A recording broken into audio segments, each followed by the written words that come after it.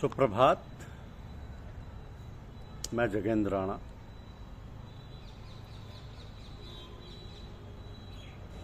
संपदा, समृद्धि और शांति, यह हमारी आज की आध्यात्मिक चर्चा का विषय।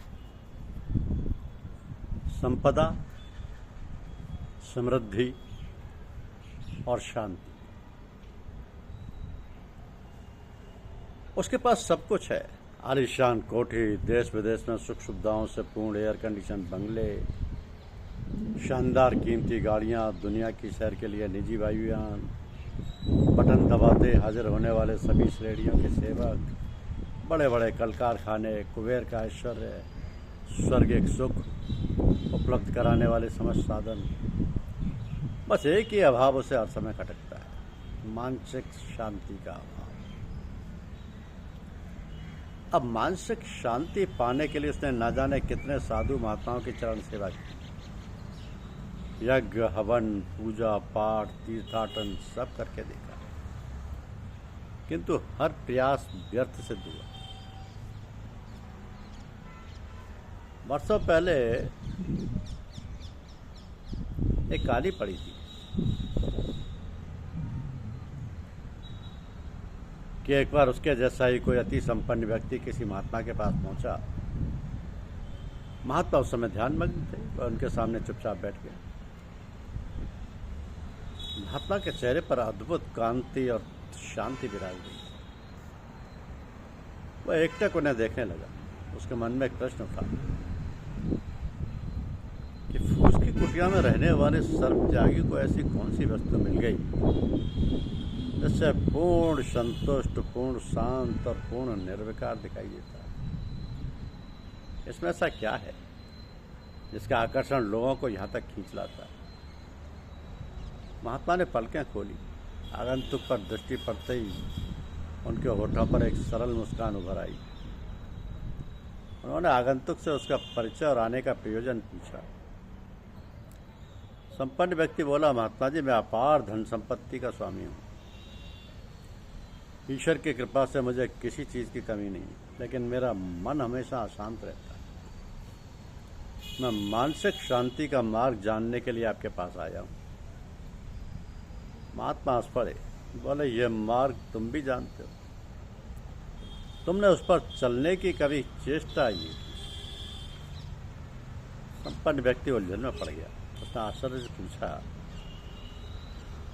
आखिर वो कौन सा मार्ग है जिसे जानते हुए भी मैं उसकी खोज में भटक रहा हूं? महात्मा ने कहा, तुम्हारी आंखों पर लोभ, स्वार्थ, मोह, संचय की प्रवृत्ति, झूठी शान, प्रतिष्ठा का दिखावा करने का पर्दा पड़ा है। जब तक वो हटेगा नहीं तब तक तुम्हें शांति का मार्ग नहीं दिखाई पड़ सकता। संपन्न व्यक्ति को महात्मा के शब्दों ने जैसे झकझोर दिया। उन्होंने एक और प्रश्न किया, अच्छा ये बताओ, यदि एक ही भोजन पत्तल में और एक सोने चांदी के बर्तन में परोसा जाए तो क्या उसका स्वाद बदल जाएगा? शादी विवाह, जन्म दिवस आदि नाना प्रकार के पारिवारिक और सामाजिक उत्सवों पर जो फिजूल खर्ची होती है, संपन्नता का प्रदर्शन होता है, क्या उससे किसी असाधारण सम्मान या सामाजिक प्रतिष्ठा की उपलब्धि होती है? जरा सोचो, ये सब करके क्या तुमने धन का दुरुपयोग नहीं किया है? कैसे तुम्हें मानसिक शांति मिल गई? संपन्न व्यक्ति का सिर झुक गया। वो निरुत्तर था। उसे ऐसा प्रतीत हुआ कि जैसे उसके कांच जैसी भ्रांत धारणा किसी पत्थर से टकराकर चूर चूर हो गई हो।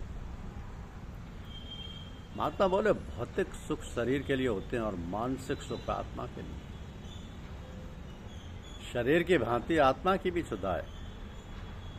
क्षुधित आत्मा भूख से नहीं, त्याग से तृप्त होती है। उसकी तृप्ति शांति और अतृप्ति अशांति। सत प्रवृत्तियों को अपनाओ, स्वार्थ से मुक्त होकर परमार्थ का चिंतन करो, दूसरों की भलाई के लिए त्याग करना सीखो, परोपकार को अपना ध्येय बनाओ, दूसरों के कष्ट में हिस्सेदार बनो, धन का दुरुपयोग बंद करो। तभी तुम अपने भीतर अलौकिक शांति, सुख और संतोष का अनुभव कर सके। संपन्न व्यक्ति जैसे गहरी नींद से जाग उठा।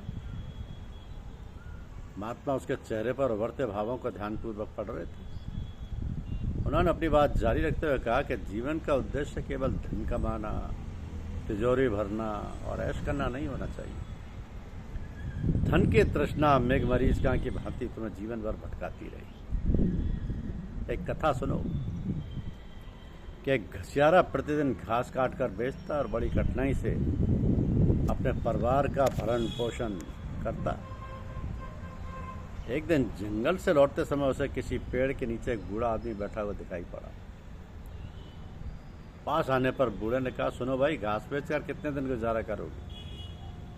ये चंदन का पेड़ है, मेरी कुल्हाड़ी लो और इसकी लकड़ियां काट कर ले जाओ, आज तुम्हें कई गुनी आमदनी होगी। लकड़हारे ने घास का गट्ठर फेंक दिया और चंदन की लकड़ियों को गट्ठर लेकर बाजार की ओर चला। थोड़ा आगे जाने पर एक आवाज़ उसके कानों में पड़ी, मूर्ख, इन लकड़ियों को फेंक दे और उधर जाकर देख, वहाँ सोने की खान है, उसमें से जितना सोना तू ले जा सके उठा ले जा। घसियारे ने जब चमकता हुआ सोना देखा तो उसकी आंखें आश्चर्य से फैल गई। उसके मन में तरह तरह की कल्पनाएं जन्म लेने लगी। उसने सोने के कई बड़े टुकड़े उठा लिए और जल्दी जल्दी घर की ओर बढ़ चला। बोझ भारी होने पर भी उसके पाँवों में तेज चलने की शक्ति आ गई। तभी उसे सुनाई पड़ा, आगे गरीबों की बस्ती है, थोड़ा सोना उनमें बांट दे और बाकी अपने साथ ले जा। तेरी मृत्यु का समय निकट है, पुण्य कमाने का दूसरा अवसर तुझे नहीं मिलने वाला है। घसियारा सोचने लगा, मर भी जाऊं तो कोई बात नहीं, इतना सोना पाकर मेरे बाल बच्चे आराम की जिंदगी गुजारेंगे। बस्ती में जाकर सोना बांटने में समय और मिले हुए धन दोनों की बर्बादी है। अगर मेरी मृत्यु का समय सचमुच निकट है तो घर पहुंचकर ही मरना ठीक रहेगा। कम से कम अपने परिवार को सोना पाकर हर्ष से नाचते देख लूंगा तो मुझे भी शांति मिल जाएगी। उसने उस आवाज की घोर उपेक्षा कर दी और घर के रास्ते पर बढ़ता गया। अचानक वह मुंह के बल गिर पड़ा और उसके प्राण पखेरु उड़ गए।